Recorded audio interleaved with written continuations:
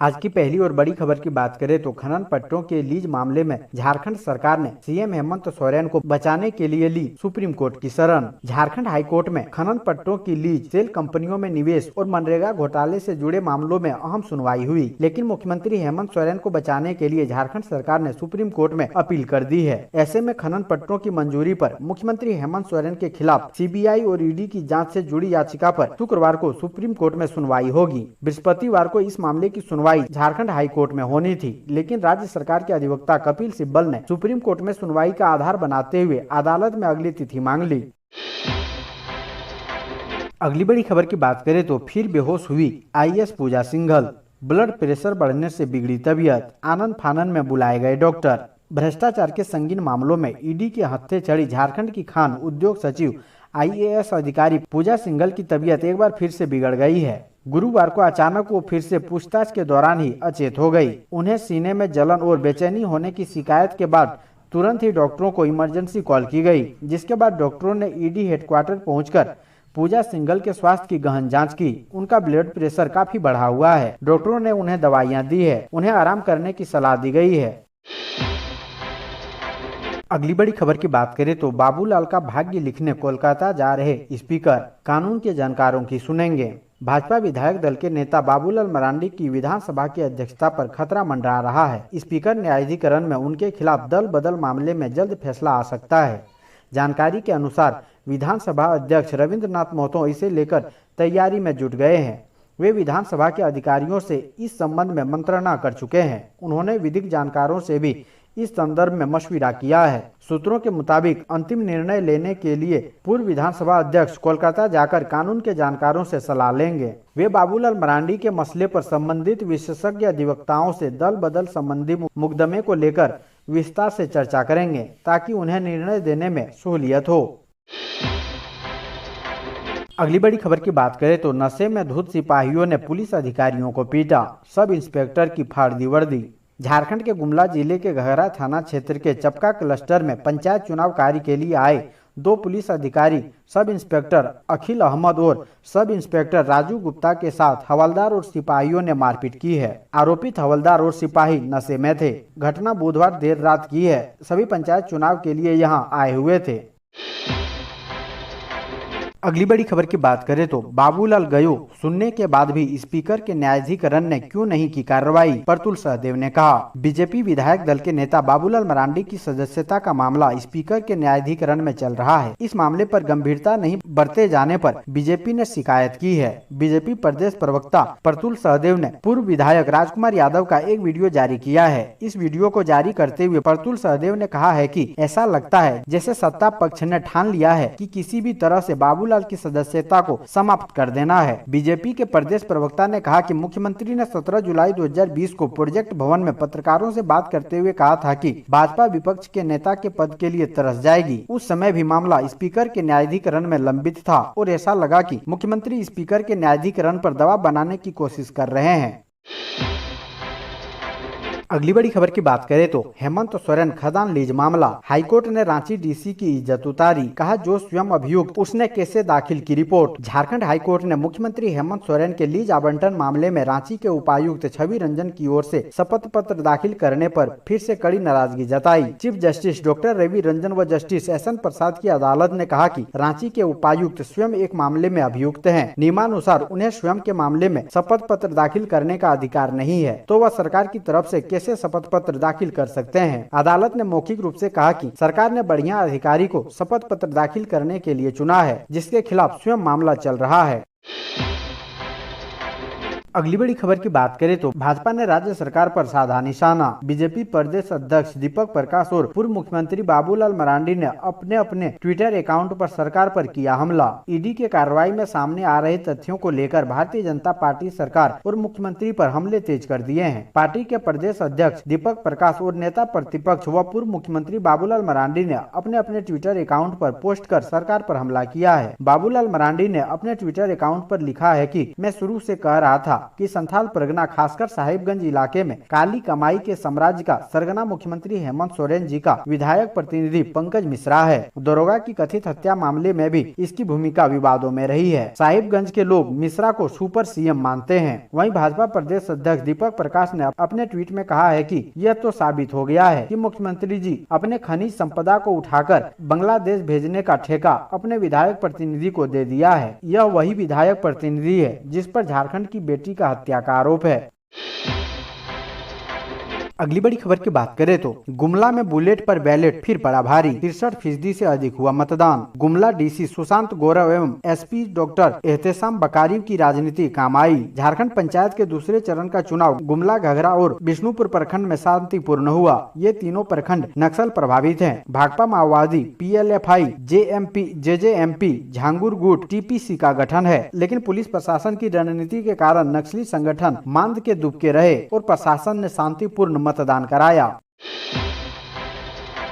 अगली बड़ी खबर की बात करें तो सीएम हेमंत सोरेन से मिले कांग्रेस के 4 मंत्री, राज्यसभा सीट पर किया दावा। 10 जून को होने वाले राज्यसभा चुनाव के लिए झारखंड कांग्रेस ने दावा ठोका है। बुधवार को प्रदेश कांग्रेस अध्यक्ष राजेश ठाकुर के साथ 4 मंत्रियों ने मुख्यमंत्री हेमंत सोरेन से मुलाकात की। मुलाकात में कांग्रेस नेताओं ने इस बार राज्यसभा सीट पर कांग्रेस की दावेदारी पेश की। सीएम से आग्रह किया है कि इस बार राज्यसभा चुनाव में कांग्रेस के प्रत्याशी को झामुमो सपोर्ट करें। झामुमो कांग्रेस के लिए इस बार सीट छोड़ दें। पिछली बार कांग्रेस ने झामुमो को सपोर्ट किया था। सीएम ने इस मुद्दे पर अपनी पार्टी व गठबंधन के अन्य नेताओं से बातचीत के बाद सकारात्मक निर्णय लेने का आश्वासन कांग्रेस के नेताओं को दिया है। अगली बड़ी खबर की बात करें तो किराए के मकान में चल रहे गिरिडीह जिले के 125 आंगनबाड़ी केंद्र, नहीं ले रहा कोई सूद। गिरिडीह जिले के 125 आंगनबाड़ी केंद्र किराए के मकान में चल रहे हैं। इन केंद्रों का भवन अब तक नहीं बना है। जिला परिषद द्वारा आंगनबाड़ी केंद्रों का भवन बनाया जाता है और भवन निर्माण की राशि सरकार जिला परिषद को आवंटित करती है। पिछले 2 वर्षों से भवन निर्माण मद में सरकार ने राशि आवंटित नहीं की है। ऐसे में ये आंगनबाड़ी केंद्र किराए के मकान में चल रहे हैं। विभाग से मिली जानकारी के अनुसार आंगनबाड़ी केंद्र चलाने के लिए हर माह प्रति केंद्र 750 रुपए समाज कल्याण विभाग मुहैया कराता है, लेकिन विभाग से राशि आवंटित नहीं होने के कारण यह राशि भी पिछले 1 साल से बकाया है। ऐसे में आंगनबाड़ी सेविकाओं की परेशानी बढ़ गई है, क्योंकि मकान मालिक आए दिन किराया मांगते हैं। अगली बड़ी खबर की बात करें तो जमशेदपुर में सस्ती शराब को ब्रांडेड बोतल में भरकर बेचा जा रहा। जाने कहां से हो रही ऐसे शराब की सप्लाई। उत्पाद विभाग की टीम ने सिद्धगोड़ा में अवैध मिनी शराब फैक्ट्री पर छापेमारी कर भारी मात्रा में नकली ब्रांडेड शराब बरामद की है। साथ ही मौके से टीम ने अवैध शराब बनाने में प्रयुक्त होने वाली सामग्री भी जब्त की है। वहीं छापेमारी में शराब बनाने वाला भागने में सफल रहा। छापेमारी में टीम ने पाया कि बाहर से सस्ती शराब को लेकर उसे ब्रांडेड बोतलों में भरकर बेचा जाता था। फैक्ट्री से 300 पीस खाली बोतल, विभिन्न ब्रांड के 50 स्टिकर के लीप, अलग अलग ब्रांड की निर्मित शराब की कुल 426 बोतल अंग्रेजी शराब जब्त किया। गौरतलब है कि इससे पहले भी सिद्धगोड़ा में अवैध शराब निर्माण की फैक्ट्री पर छापेमारी की गई थी, कोई पकड़ा नहीं गया था। अगली बड़ी खबर की बात करें तो झारखंड हाई कोर्ट में माइनिंग लीज और सेल कंपनी मामले की सुनवाई 24 को। झारखंड हाई कोर्ट में गुरुवार को मुख्यमंत्री हेमंत सोरेन के खुद के माइनिंग लीज आवंटन और सेल कंपनी से जुड़े उनके करीबियों के मामले में सुनवाई हुई। सुनवाई होते ही सरकार के वकील कपिल सिब्बल ने कोर्ट से समय मांगा। उन्होंने कहा कि सरकार की तरफ से इस मामले में सुप्रीम कोर्ट में एक हस्तक्षेप याचिका दायर की गई है, इसे ध्यान में रखते हुए उन्हें समय दिया जाए। इसके बाद कोर्ट ने मामले की सुनवाई के लिए 4 दिन का समय दिया है। अब इस मामले की अगली सुनवाई 24 को होगी। अगली बड़ी खबर की बात करें तो हेमंत सोरेन की बहन ने जीता जिला परिषद का चुनाव, 4,500 मतों के अंतर से हराया। झारखंड के रामगढ़ जिले के गोला पश्चिमी जिला परिषद सीट से मुख्यमंत्री हेमंत सोरेन की बहन रेखा कुमारी सोरेन 4,488 मतों के अंतर से जीत गई है। मतगणना के तीसरे दिन गुरुवार को उन्होंने अपने निकटतम प्रतिद्वंदी वर्तमान जिला परिषद सदस्य कपिल देव मुंडा की पत्नी नेहा देवी को शिकस्त दी है। कपिल देव मुंडा की पत्नी के हराने के बाद इस सीट से भी आजसू का कब्जा समाप्त हो गया है, क्योंकि कपिल देव मुंडा आजसू नेता के श्रेणी में शुमार हैं। कपिल देव मुंडा की पत्नी नेहा देवी को 6,838 मत मिले, जबकि रेखा सोरेन को कुल 11,326 मत मिले हैं।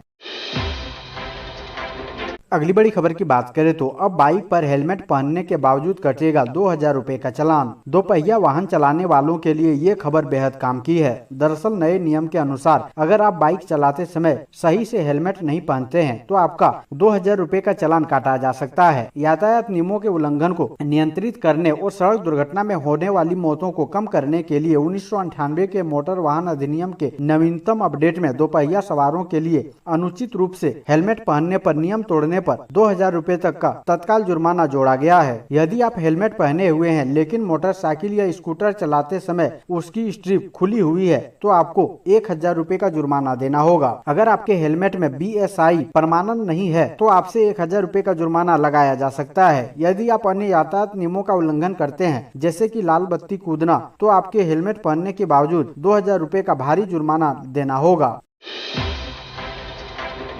अगली बड़ी खबर की बात करें तो JP नड्डा ने कहा कांग्रेस ना तो राष्ट्रीय रही ना ही भारतीय बल्कि भाई बहन की पार्टी बनकर रह गई है। भारतीय जनता पार्टी के अध्यक्ष JP नड्डा ने बृहस्पतिवार को कहा कि क्षेत्रीय राजनीतिक दलों में विचारधारा किनारे हो गई और परिवार सामने आ गए हैं, जबकि प्रमुख विपक्षी पार्टी कांग्रेस अब ना तो राष्ट्रीय ना भारतीय और ना ही प्रजातांत्रिक रही बल्कि भाई बहन की पार्टी बनकर रह गई है। लोकतांत्रिक शासन के लिए वंशवादी राजनीतिक दलों के खतरे विषय पर यहाँ आयोजित एक राष्ट्रीय संगोष्ठी को संबोधित कर रहे JP नड्डा ने आरोप लगाया कि परिवारवादी पार्टियों में एक व्यक्ति का हित सर्वोपरि रहता है और ऐसे दल लोकतंत्र के लिए खतरा है। अगली बड़ी खबर की बात करें तो पंचायत चुनाव के दौरान दो गुटों में खूनी झड़प, जमकर चले लाठी डंडे और पत्थर। झारखंड के धनबाद में पंचायत चुनाव के लिए दूसरे चरण के मतदान के दौरान तेतुलिया पंचायत 2 के बूथ नंबर 624 पर हिंसक झड़प हुई। दो पक्षों में लाठी डंडे से लेकर पत्थरबाजी तक हुई। इस घटना में कई लोग घायल हो गए। वहीं चुनाव ड्यूटी में लगे पुलिस के जवान इस घटना को रोकने में नाकाम रहे। पुलिस के सामने ही दोनों पक्षों ने जमकर बवाल काटा। दरअसल बूथ नंबर 624 में एक पक्ष के द्वारा बोगस वोटिंग किया जा रहा था। इसी के चलते सारा बवाल हुआ। देखते ही देखते स्थिति बिगड़ गई। दोनों पक्षों में पत्थर और लाठी डंडे चलने लगे। मतदाताओं को अपनी जान बचाने के लिए सुरक्षित स्थानों की तरफ भागना पड़ा। मौके पर अफरा तफरी का माहौल बन गया।